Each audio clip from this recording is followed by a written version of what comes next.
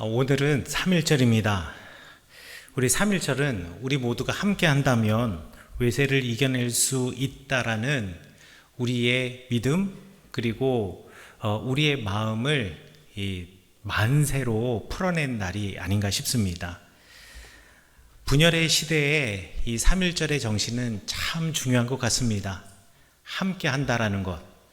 여러분, 아무리 좋은 일이라도 용기가 필요합니다.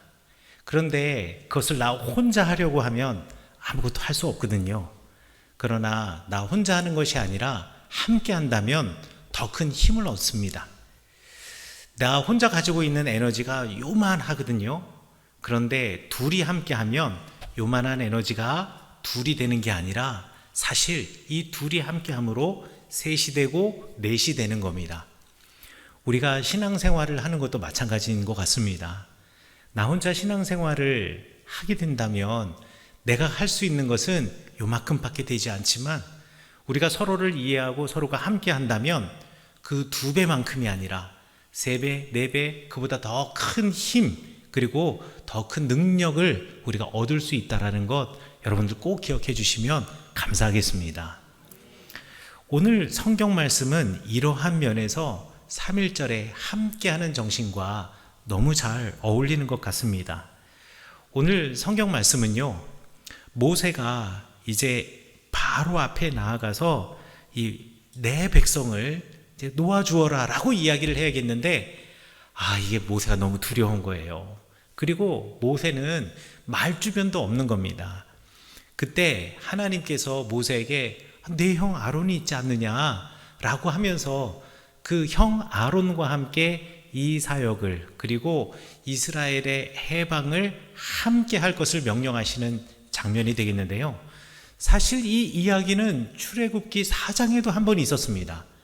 그런데 이게 반복되는 이유는요, 우리 첫 번째 모세가 출애굽기 4장에서 여호와 하나님께서 당신들을 이곳 이집트 땅에서 하나님이 약속하신 그 약속의 땅, 우리의 선조 아브라함과 그리고 이삭과 야곱에게 약속한 그 가나안 땅으로 인도해 줄 겁니다 라고 하는 선포하는 대상이 이스라엘 백성, 그때 당시 강제 노역을 하던 히브리인들에게 가는 그 시점에서 내가 용기가 없어요, 제가 말을 잘 못해요 할 때, 그때 하나님께서 모세에게 아론이 있지 않느냐, 너 아론과 함께하면 할 수 있어 라고 용기 주시는 말씀이었고, 지금 이 성경의 말씀은 반복되는 이야기 같지만 실제로 가는 대상이 달랐습니다.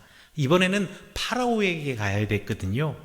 이집트의 왕 파라오에게 가서 또 내 백성 이스라엘을 놓아주세요 라는 말을 해야겠는데, 이 두렵고 또 말주변이 없는 모세에게 하나님께서 걱정하지 말라고, 아론이 있지 않냐고, 그 아론이 너 앞에서 너를 대신해서 이 말을 외쳐줄 것이다 라고 약속하는 장면입니다. 여러분에게 이야기 하나를 해드리면서 설교를 시작하려고 합니다. 그리스 신화에서 나오는 우정에 관한 이야기인데요, 시라쿠스라고 하는 성에 디오니시우스라고 하는 왕이 살고 있었습니다. 그런데요, 이 왕은 기본적으로 사람에 대한 믿음과 신뢰가 없는 사람이었습니다. 예나 지금이나 정치하는 사람들은 누군가를 인격적으로, 그리고 그 사람과 그 사람을 마음으로 만나서 어떤 관계를 맺는 것이 아니라 이익과 이윤에 따라서, 그리고 나에게 얼마나 도움이 되는가에 따라서 때로는 오늘의 친구가 내일의 적이 되기도 하고, 오늘의 적이 내일에는 친구처럼 악수를 하기도 하는 것 같습니다. 그러니 이 디오니시우스 이 왕에게는요, 우정, 믿음, 사람에 대한 신뢰, 이것은 그냥 헛된 망상에 불과할 뿐이다 라고 생각했던 사람이 바로 이 디오니시우스라는 왕이었습니다. 그런데 이 디오니시우스가 다스리는 이 시라쿠스에 아주 절친하고 사람들로부터 칭송을 받는 두 친구가 있었어요. 그 친구의 이름이 다문과 피티아스라는 사람이었는데, 이 다문과 피티아스의 우정과 서로에 대한 신뢰, 디오니시우스는 야, 이런 건 없을 거야. 한번 내가 진짜 시험해 봐야겠다 라고 생각을 해서 그들을 시험해 보려고 합니다. 그래서 큰 잔치를 벌이고 사람들을 초대하는데 그 초대의 자리에 다몬과 피티아스 이 둘이 초대가 되었던 거예요. 그런데 그 잔치 자리에서 이 왕이 피티아스에게 영모죄를 뒤집어 씌웁니다. 그리고 그 피티아스에게 사형을 선고하죠. 그러자 피티아스는 판결을 담담하게 받아들이고서는 이 왕이 뭐 판결하였으니까 어떻게 할 수 있겠습니까? 대신에 디오니시우스에게 한 가지 부탁을 합니다. 무슨 부탁이냐면요, 사형 전에 내가 미루어 두었던 우리 가족의 정말 중요한 일이 있는데 이 개인적인 일을 마무리할 수 있는 시간을 잠시나마 내게 주세요 라고 부탁을 해요. 그러니까 디오니시우스가 그 부탁을 듣고 이렇게 제안을 합니다. 그러면 네가 사형 전까지 감옥에 갇혀 있어야 하는데 너 친구 다몬이 인질이 되어주면 내가 너를 풀어주겠다. 그리고 네가 가정일 다 끝나고 돌아올 때까지 기다려주겠다. 그런데 정해진 시간 안에 돌아오지 않으면 너 대신해서 지금 이 감옥에 갇혀 있는 다몬이 사형을 당하게 될 거야. 자, 괜찮겠어? 라고 물어보지요. 이 말을 듣고 그 자리에 분명히 다몬이 함께 있었으니까 친구 다몬이 기꺼이 내가 인질이 되겠노라고 나섰습니다. 사람들은요, 피티아스가 절대로 돌아오지 않을 거라고 생각했습니다. 그리고 다몬에게 어리석다라고 말했습니다. 왜냐하면 사람들은 모두 다 자신의 이익을 따라 움직이거든요. 아니, 누가 자기가 죽는 것을 좋아할 사람이 어디 있겠습니까? 내가 잠시 시간을 벌고 그야말로 어디로 도망가 버리면 나는 살 수 있잖아요. 친구야 죽던 말던. 사람들은 이기적이거든요. 그래서 사람들은 다몬의 결정을 비웃었습니다. 그렇지만 피티아스는 제 시간에 맞춰 정말 돌아왔습니다. 이 이야기를 독일의 극작가인 18세기의 극작가인 프리드리 슐러라는 사람이 인질이라고 하는 서사시를 쓰게 되었는데요. 그 서사시에는 이 그리스 신화에는 나오지 않는 더 재미있는 이야기들이 보태졌습니다. 사실 피티아스가 돌아오는 길에 진짜 억수 같은 비가 막 내렸습니다. 그 비 때문에 강물이 엄청나게 불어나고 그 표현대로라면 강이 바다처럼 넓어지고 그리고 바다처럼 물이 많아졌다라고 해요. 그리고 갑작스럽게 물이 막 모여들어서 강물이 불어나니 그 물줄기가 얼마나 강하겠습니까? 그래서요, 배가 뜨지 않는 거예요. 피티아스의 입장에서는 사흘 안에 내가 다시 돌아가야 되는데 강물이 불어서 이 물이 배도 뜨지 못하고 이 물이 언제 줄어들지 모르겠는 겁니다. 줄어들 기미가 보이지 않는 거예요. 그런데 이 피티아스는 이렇게 결정합니다. 그래, 내가 가지 않으면 내 친구 다몬이 죽어. 내가 차라리 죽을지언정, 이 강을 헤엄치다 죽을지언정 내가 회피하지 않고 친구를 살리기 위해 최선을 다했노라. 내 친구가 알아주기를 바래 하면서 그 강으로 뛰어듭니다. 수영을 하고 건너가려고요. 그런데 그 모습을 하늘에서 제우스 신이 보거든요. 이게 어이가 없으면서도 한편으로는 그 마음이 너무 갸륵한 거예요. 그래서 감탄해가지고 이 친구가 이 강을 건널 수 있도록 도와줍니다. 그런데 강을 딱 건너고 이제 늘어난 강물 앞에서 주저하느라고 시간을 너무 많이 보냈기 때문에 잠을 자지 않고 이 숲을 통과하려고 하는데요. 숲을 통과하고 가는 길에 강도를 만나게 됩니다.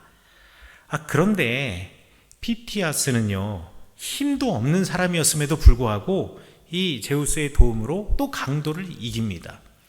그리고 나서 아침이 되어서 계속 길을 걸어가는데 이번에는 장렬하는 태양이 막 이 피티우스를 그냥 피티아스를 죽일 것 같고 또 갈증과 열기 때문에 죽을 것 같은 겁니다. 제우스는 피티아스가 친구의 약속을 지키려고 하는 마음을 보고 너무 그 마음이 아름다워서 바위 틈에서 샘물이 솟게 해서 이 피티아스가 살게 합니다. 결국 거의 녹초가 된 피티아스, 사형 집행을 앞둔 바로 그 순간 그 성 시라쿠스에 돌아오게 되지요. 그리고 그 시라쿠스의 왕 디오니소스는 이 다몬과 피티아스의 우정, 그리고 서로에 대한 믿음과 신뢰 앞에서 감탄하게 됩니다. 그리고 이렇게 말합니다. 너희들이 마침내 해냈구나. 너희들은 내 마음을 깊이 감동시켰다. 신뢰라는 것, 나는 이게 헛된 망상이라고 생각했는데 친구 간의 신뢰, 사람 간의 신뢰, 우정이라는 것이 세상에 정말 있구나. 나도 너희들 친구로 받아줄 수 있겠니? 나는 너희들의 세 번째 친구가 되고 싶다. 이야기는 또 시는 이렇게 끝납니다. 여러분, 여러분에게는 다몬과 같이 기꺼이 여러분 대신해서 죽음의 문턱까지 함께 해줄 친구가 있으십니까? 그리고 여러분은 누군가에게 다몬과 같은 친구이신가요? 여러분은 피티아스처럼 끝까지 약속을 지킬 수 있는 믿을 만한 친구이십니까? 성경에 미리암이라고 하는 여인이 나옵니다. 이 미리암은요, 모세의 누나예요. 그런데 이 모세의 누나는 출애굽기 2장에 보면 대단히 지혜롭고 용기 있는 여인이었던 것 같습니다. 아기 모세를요, 갈대 상자에 담아서 그 나일 강가의 갈대밭 사이에다가 이렇게 놓을 때 그 목욕을 하러 나온 파라오의 딸이 그 갈대 상자를 보고 모세를 물에서 건져내거든요. 그런데 이 아이를 길러야 하겠는데 유모가 필요한 거예요. 그때 용기 있게 파라오의 딸, 그러니까 이집트의 공주에게 뛰어나가서 자기의 어머니, 그러니까 모세의 친어머니인 요게벳을 유모로 삼는 지혜, 그 지혜와 용기 있게 그 말을 할 수 있는 그 마음을 가졌던 여인이 미리암이었습니다. 이 미리암은요, 성경에서 처음을 정말 많이 끊었습니다. 최초의 사람이라는 타이틀이 정말 많이 붙은 사람이 미리암입니다. 성경에 보면 이스라엘 최초의 여자 선지자, 여자 예언자가 미리암이었습니다. 그래서 여자의 몸임에도 불구하고 출애굽기 15장에 보면 백성들에게 지대한 영향을 미치는 여성이었습니다. 또 미리암은 최초로 여성 찬양 인도자였습니다. 이스라엘 백성들이 홍해 바다를 건너고 난 다음에 미리암이 여인들을 불러서 소고를 치면서 이 홍해 바다를 건너게 해주신 하나님께 감사하며 찬양을 합니다. 그런 거 보면 미리암은 이스라엘 공동체의 지도자, 지혜로운 지도자이자 하나님의 말씀을 전하는 예언자, 선지자였으며 또 하나님을 노래하는 찬양 인도자였습니다. 그런데요, 이 미리암이 하나님으로부터 벌을 받는 일이 있어서요, 모세가 구스 여인과 결혼을 했습니다. 광야에서요. 근데 그러한 모세를 보면서 미리암이 모세를 비난합니다. 왜 모세를 비난했는가라는 것에 대해서는 구약 학자들마다 조금씩 설명은 다르지만 종합해 보면 이렇습니다. 구스라고 하는 여인은, 구스 땅 출신의 여인은 현재로 따지면 이디오피아 출신의 여인이에요. 이스라엘 사람들은 셈족이어서 우리들처럼 얼굴 빛깔이 이런 모양인데 이디오피아 사람들은 얼굴이 완전히 새까만 흑인이죠. 누가 봐도 전혀 다른 인종의 사람입니다. 그러니 이방인과 결혼하게 된다면 우리 이스라엘 민족은 하나인데 우리 이스라엘은 아브라함의 자손들로 이루어져 있는데 이 민족의 순수성을 해치는 것이 아니냐라고 지적하는 것일 수도 있겠고요. 또 종교적인 순수성, 믿음의 순수성에도 어긋나는 것이 아니냐라는 마음으로 이 모세를 비난한 겁니다. 그러나 사실 미리암의 마음속에는 또 다른 마음이 있었습니다. 그게 뭐냐면, 내가 이스라엘의 예언자이고 선지자이기도 하면서 많은 사람들이 내가 하는 말에 권위를 갖고 권위를 받아들이고 내 말에 귀를 기울이는데, 나도 모세처럼 모세 수준의 리더가 되고 싶은 마음이 있는 거예요. 그래서 모세가 잘못할 때 미리암이 모세 앞에 툭 튀어나가서 이렇게 말합니다. 여호와께서 모세와만 말씀하셨더냐?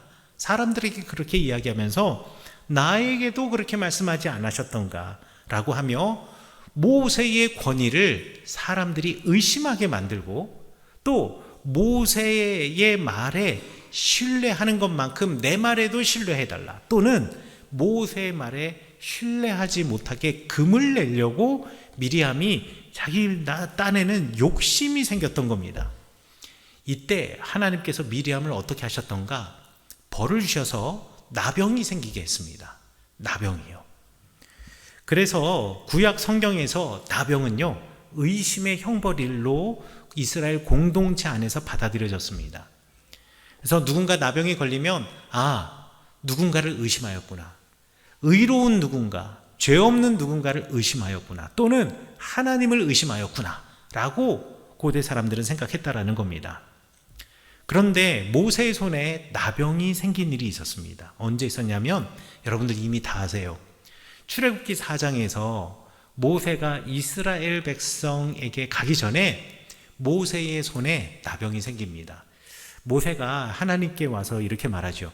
하나님께서 모세에게 이스라엘 백성에게 가서, 아브라함의 하나님, 너희 조상의 하나님 여호와 하나님께서 이제 너희들을 출애굽시켜서 약속의 땅으로 이끄실 거야 라는 말을 전해라고 할 때, 모세가 저는 그런 자격이 없어요. 저는 자신이 없어요. 그들은 저를 하나님이 보냈다고 믿지도 않을 거예요 라고 할 때, 하나님이 처음에는 너 지팡이 던져봐 라고 해서 지팡이를 던지니 지팡이가 뱀이 되었고, 그 뱀의 꼬리를 다시 잡으니 그 뱀이 다시 지팡이가 되었다라는 기적과, 모세가 자기의 품 안에 손을 집어넣고 빼보니 손에 나병이 생겼고, 다시 품 안에 집어넣고 빼니 그 나병이 나았다라는 이야기에서 모세가 나병이 걸렸던 이야기가 잠시 등장합니다. 성경에서는, 출애굽기 4장에서는 이스라엘 백성에게 모세가 이스라엘 하나님 여호와를 만났다라는 것을 보여주기 위한 표징으로 손에 나병이 생긴 것으로 말하고 있는 것 같아 보이지만, 그러나 고대 성경 해석자들 중에는 구약 성경에서 나병이 의심의 병, 의심의 형벌로 여겨졌기 때문에 모세 손에 나병이 생긴 것도 하나님이 모세에게 크지는 않지만 작게나마 모세를 심판하시고 모세의 마음을 돌이키시려고 손에 나병이 생기게 하셨다라고 해석을 합니다. 왜냐하면요, 출애굽기 4장 1절에 모세가 하나님 앞에 내가 그들에게 가지 않고 싶은 이유를 얘기하는 이야기가 나오는데, 그 이유가 뭐냐? 그들이 나를 믿지 않을 겁니다. 내 말 듣지 않을 겁니다. 오히려 내가 가서 이야기를 하면은요, 여호와께서 내게 나타나지 않았다라고 그들이 이야기할 겁니다 라고 이야기를 하거든요. 모세가 이스라엘 백성을 믿지 못하는 거예요.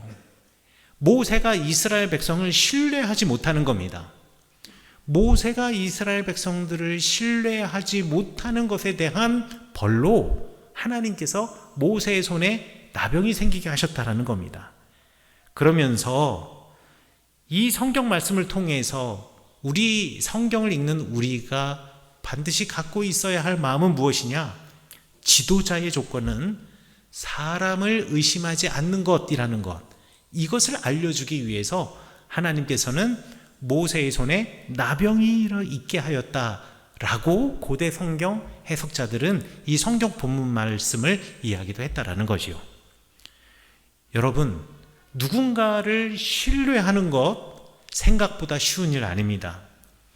특별히 모세 같은 사람은요, 누군가를 신뢰하고 누군가에게 믿음을 주는 것, 그에게 누군가를 믿는 것, 이거 정말 어려워할 사람이 모세였습니다.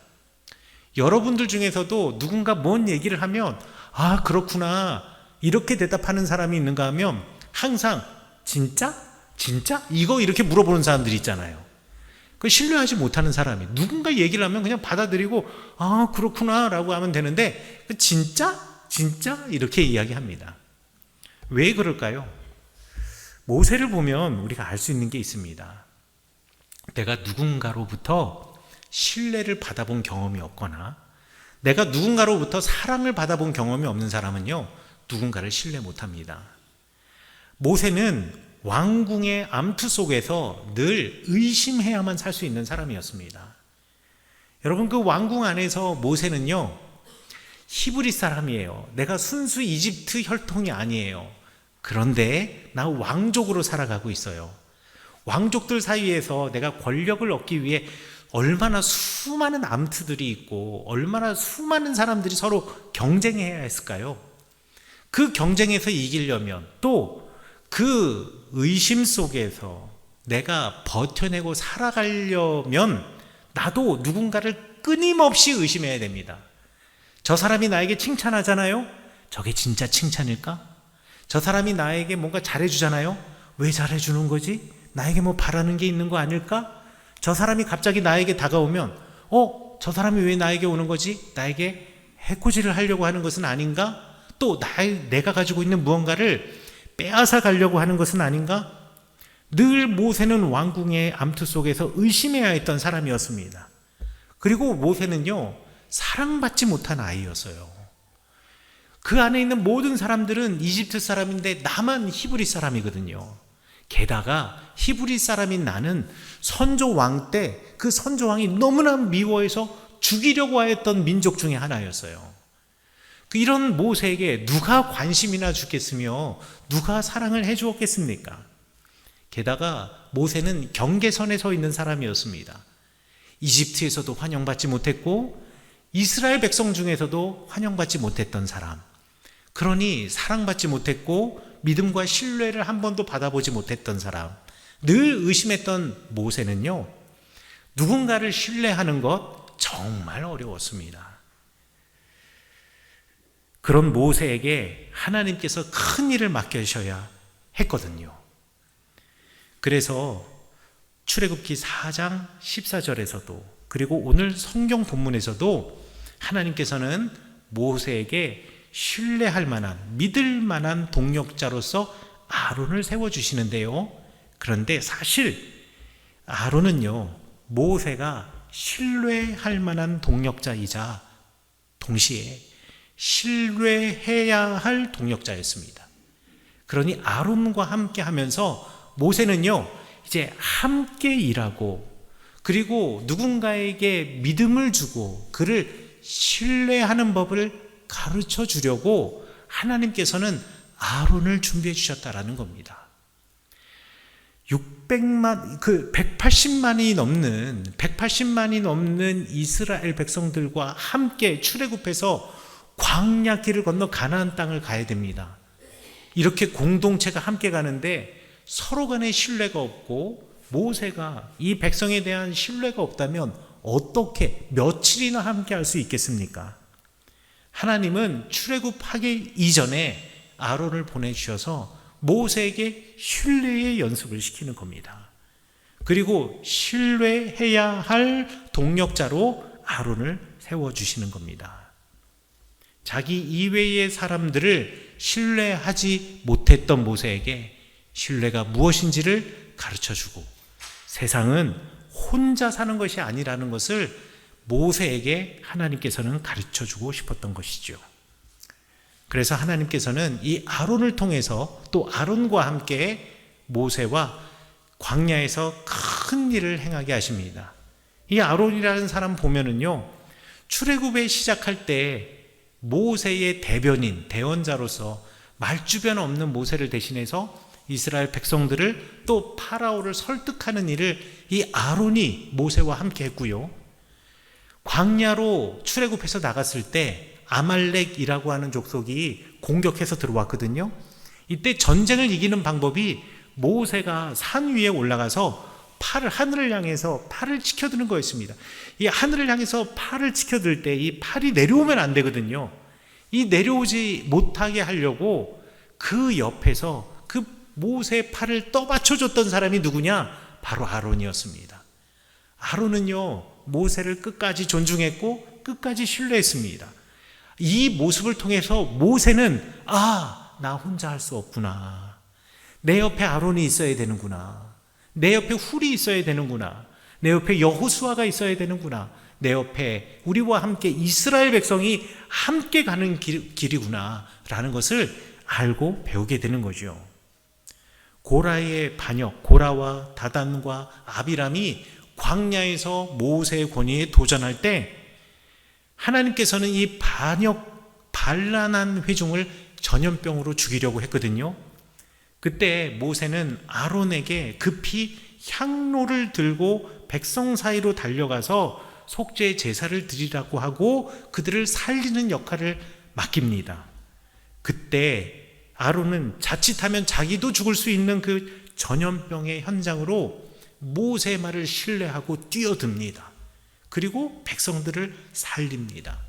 산자와 죽은 자의 경계선에 서서 그들을 살리는 역할, 그리고 그 살리는 역할을 하기 위해서 모세의 말을 신뢰했던 아론, 그 모습을 보며 모세도 아론을 신뢰하고 하나님을 신뢰하는 모습을 배워 나아가는 겁니다. 여러분, 세상은 홀로 살아갈 수 없습니다. 인생의 길에는요, 반드시 친구가 있어야 합니다. 그래서 수많은 철학자들은 친구가 얼마나 중요한가를 계속 시대를 거듭하여서 알려주었습니다. 아리스토텔레스는 나의 인격을 완성하고 비춰주는 거울이 친구이다 라고 얘기해요. 내가 신뢰할 만한 친구는 나에게 나의 부족한 것도 가감없이 이야기해 주면서 내가 어떻게 살아가야 함을 알려주는 역할을 한다는 거죠. 에피쿠로스는 세상의 위협으로부터 지켜주는 안전장치가 친구이다. 내가 힘들고 어려울 때 내 편에 서줄 수 있는 사람, 이 사람이 친구이다. 그리고 그 친구의 신뢰를 이야기합니다. 니체는 늘 부정적이고 그리고 나 홀로 이것을 강조하던 사람이었거든요. 그런데 친구에 대해서는 달랐습니다. 내가 더 나은 인간이 되도록 옆에서 늘 자극해주는 동반자가 누구냐? 나의 친구이다. 그리고 삶의 의미를 깨닫게 해주는 존재가 친구이다 라고 마틴 부포도 이야기했습니다. 여러분, 이처럼 세상은 홀로 살아갈 수 없고 반드시 친구가 있어야 합니다. 때로 어떤 사람들은요, 친구가 없는 사람은 친구가 있어봐야 내 짐이죠. 또는 그것을 좀 신앙적으로 이야기하는 사람은 세상 사람 믿을 게 있나요? 하나님만, 예수님만, 성령님만이 나의 친구이시죠. 변하지 않는 그들이, 그 삼위일체 하나님이 진짜 나의 친구이죠. 말씀하시기도 합니다만, 여러분, 사실 이것 꼭 기억하셔야 됩니다. 하나님은요, 사람의 손을 빌려서 복을 주시고 사람의 손을 빌려서 우리를 살게 하시는 분이라는 겁니다. 여러분, 우리가 너무나 배고파서 하나님께 기도한다면 하늘에서 하나님께서 빵을 떨겨 주시겠습니까? 하늘에서 음식이 비처럼 내리나요? 그렇지 않습니다. 오히려 하나님은 지나가던 이웃이 맛있게 구웠다며 빵 한 덩어리 들고 오면서 우리에게 주도록 하십니다. 이 말이 무슨 말인가요? 내 옆에 있는 친구, 내 곁에 있는 이웃은요, 하나님이 보내시는 심부름꾼이라는 겁니다. 이런 하나님의 심부름꾼을, 하나님의 복의 통로가 되는 이들을 왜 우리가 신뢰하지 못합니까? 하나님은 보이지 않은 영이시기 때문에 이 땅에서는 사람의 몸을 빌려서 또는 사람을 통해서 일하십니다. 그렇기 때문에 내 곁에 있는 믿음의 친구는 하나님이 나를 돕기 위해 특별히 보내신 하나님의 심부름꾼이자 선물이라는 것을 꼭 기억하시기 바랍니다. 성경의 모세도 아론 없이 40년 못 갔습니다. 성경을 보세요. 하나님과 직접 대화하던 그 모세도 혼자서는 못했습니다. 하나님은 내 형 아론이 있지 않느냐, 그가 너의 입이 되어줄 것이다 라고 이야기했습니다. 그렇죠. 하나님이 능력이 없어서 아론을 모세 곁에 두게 하셨을까요? 아니요, 그렇지 않습니다. 사람은 서로 손에 손을 맞잡아야 비로소 하나님의 일을 완성할 수 있습니다. 그리고 그 손을 잡기 위해서는 그에 대해서 신뢰해야 합니다. 나무도 숲이 되어야 비바람을 견딜 수가 있습니다. 여러분, 큰 나무가 평평한 평지에 홀로 서 있다고 쳐보세요. 아주 힘찬 바람 불면 나무는 꺾입니다. 뿌리 뽑혀 넘어집니다. 아무리 큰 나무라 할지라도 오히려 가지가 많고 잎이 많을수록 큰 나무는 더 잘 꺾이게 되어 있습니다. 그런데 숲을 이루어 땅 아래에서 뿌리와 뿌리가 서로 엉키고 가지와 가지가 서로 엉키면 절대로 부러지지 않습니다. 이처럼 슬플 때 같이 울어주고 기쁠 때 같이 웃어주는 친구가 곁에 있을 때 하나님께서는 그렇게 서로 믿고 서로 의지하는 친구들 사이에서 우리와 함께 더 크게 웃으신다라는 것을 잊지 마시기 바라겠습니다.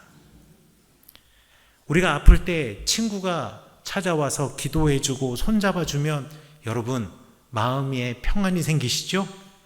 그 친구의 손이 바로 예수님이 우리를 만져주시는 손이십니다. 눈에 안 보이는 예수님을 우리가 어떻게 만날 수 있습니까? 눈에 안 보이는 하나님을 어떻게 만날 수 있습니까? 바로 내 옆에 있는 믿음의 친구를 통해 예수님이 직접 우리를 찾아오시는 것이고 하나님이 우리를 직접 찾아오시는 것이고 성령님께서 직접 일하시는 것입니다. 그래서 좋은 친구를 사귀고 그를 신뢰하고 그를 아껴주는 것이 하나님을 잘 섬기는 하나의 방법이 되는 것이고 또 내가 그에게 좋은 친구가 되어주는 것, 믿을 만한 믿음직한 친구가 되어주는 것도 하나님을 잘 섬기는 방법 중에 하나입니다. 여러분, 여러분에게는 이런 친구가 있습니까? 다시 물어보겠습니다. 이런 친구 있습니까? 잘 생각해 보면 있습니다. 또 가까이에는 우리의 가족, 나의 배우자도 있습니다. 우리는 서로 믿음을 주고 신뢰하며 함께 걸어야 할 이 땅의 동력자입니다. 하나님은 우리에게 천국 가는 길, 하나님 나라 향하여 걸어가는 길 외롭지 말라고 많은 친구들을 주셨습니다. 그리고 가족을 주셨습니다. 하나님만 바라보는 그 믿음 위에 우리 곁에 있는 사람들을 아끼고 신뢰하는 마음까지 더하여지면 하나님께서 얼마나 기뻐하시겠습니까? 그리고 오늘 내가 하나님의 나라를 향하여 걸어가는 길 얼마나 행복하겠습니까? 그런 의미에서 우리 옆에 계시는 분, 옆에 앉아 계신 분 지혜롭게 동성이라면 손 꼭 잡아주시고 부부라면 손 잡아주시고 부부가 아닌데 이성이면 눈으로라도 손 한번 꼭 한번 잡아주시기 바라겠습니다. 예. 이게 바로 하나님의 사랑입니다. 그분이 바로 여러분의 옆에 있는 그 사람이 손잡고 있는 이 사람이 바로 하나님이 보내주신 사람입니다. 여러분, 내 옆에 있는 존재가 하나님으로부터 비롯된 그 사랑의 선물이라는 것 꼭 믿으시기 바라겠습니다. 사랑하는 성문교회 성도 여러분, 오늘 예배를 시작하며 제가 예배로의 부름을 시편 133편을 읽어드렸습니다. 형제들이 연합하여 동거함이, 히브리어를 그대로 번역하면 형제가 하나 되어서 앉아있는 이 모습이 얼마나 아름다운가. 시편에서 시편 기자는 이 노래를 부르며 이스라엘 공동체의 생존을 가능하게 한 거룩한 조화, 거룩한 하나됨은 서로에 대한 믿음과 신뢰에서 출발하고 이 믿음과 신뢰로 하나가 되는 공동체는 살 수 있다라고 이야기를 합니다. 내가 함께 살아가며 이 땅에서 오랫동안 행복하기를 바라시는 이 하나님의 거룩한 예비하심이 바로 여러분 지금 옆자리에 앉아 계신 그분이십니다. 이 하나님의 선물과 같은 친구, 나의 배우자, 나의 교인들, 이웃들 신뢰하며 신뢰를 주는 연습, 그리고 내가 신뢰를 받을 만한 사람이 되는 연습을 끝없이 하시는 여러분 되시기를 간절히 축원합니다. 그리고 그와 동행하며 약속의 땅을 향하여서 걸어가시는 여러분 되시기를 간절히 축원합니다.